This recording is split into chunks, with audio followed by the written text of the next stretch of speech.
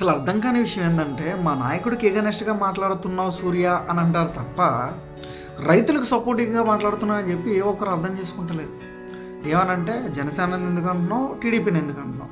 నేను అనట్లేదురా బాబు, పోనంత ప్రేమ ఉందనుకోండి పార్టీ మీద మీకు, మీరే పోయి అడగండి. అన్న మన పార్టీలో కూడా చాలామంది రైతులు ఉన్నారు, గోవాడ షుగర్ ఫ్యాక్టరీ బకాయిలు 33 కోట్ల రూపాయలు ఇచ్చేస్తే వాళ్ళందరూ హ్యాపీగా ఉంటారు, మేము కూడా చెప్పుకోవడానికి ఉంటుందని చెప్పి మీరే అర్జీ పెట్టానుకోండి. అంత ప్రేమ ఉంటే పార్టీ మీద. నేను అడుగుతున్నా, రిక్వెస్ట్ చేస్తున్నా అంతే, నేనేం తిట్టట్లా. మమ్మల్ని కూడా పట్టించుకోండి, రైతులను కూడా పట్టించుకోండి అని చెప్తున్నా. ఈరోజు నేను ఫైట్ చేసేది రేపటి భవిష్యత్తు కోసం, మన భవిష్యత్తు కోసమే. ఈరోజు మనకి ఇవ్వాల్సిన డబ్బులే మనకి ఇవ్వలేని పార్టీ ఏ పార్టీ అయినా కూడా నేను ఎట్లానే మాట్లాడతా. మీరు అర్థం చేసుకోవాలి, ఏదైనా ఒక వీడియో చేసినప్పుడు దాంట్లో ప్రాబ్లం ఏముందో ఫస్ట్ తెలుసుకోండి.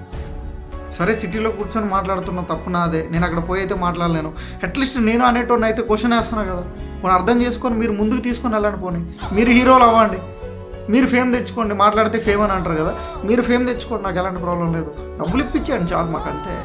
రైతుల అకౌంట్లో డబ్బులు పడిన రోజు నేను వదిలేస్తాను. ఏంటో అసలు ఎందుకు పని చేస్తున్నాం, దేనికి పని చేస్తున్నాం, ఒక నాయకుడు అనుకో ఎందుకు తిరుగుతున్నాం కూడా మీకు తెలీదు. కొంతమంది మాత్రం ఎలా ఉన్నారు, కొద్దిగా మారండి. మారితే మంచిది, రేపు భవిష్యత్తు ఉంటుంది, లేదంటే భవిష్యత్తు ఉండదు. వ్యవసాయం పోతే ఏముండదు. ఇంకా తినే ఎక్కడి నుంచి వస్తే 10 రూపాయలు దొరికేది 100 రూపాయలు దొరుకుతుంది. అప్పుడు అర్థం అవుతుంది. అర్థం చేసుకో.